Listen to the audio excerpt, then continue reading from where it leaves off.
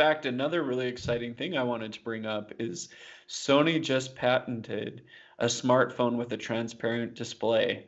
What's Um, that?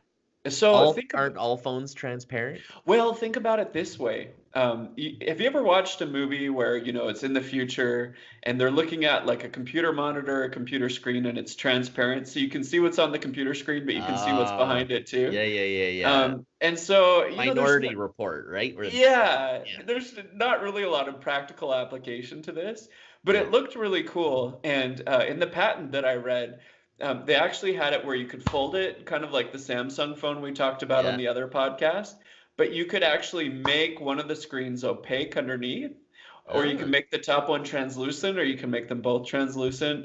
It just seems cool. I'm not really sure what the applications of that would be. sure. Um, but it sure would look cool. I mean, Steve Jobs originally wanted to make the iPhone a sheet of glass with Yeah, no ports, with no yeah. buttons. And imagine if that sheet of glass was transparent when you turned it off. How cool would that be, right? To have Yeah, it it'd be pretty sweet. Yeah. just a piece of glass, and then you pick it up, and then all of a sudden, it turns opaque, and it would be really neat, I think. That'd be cool. I mean, there's been some things that are going on right now. Have you seen Samsung's televisions where they look like a picture frame? Yes, I like that. And Yeah. they take a picture.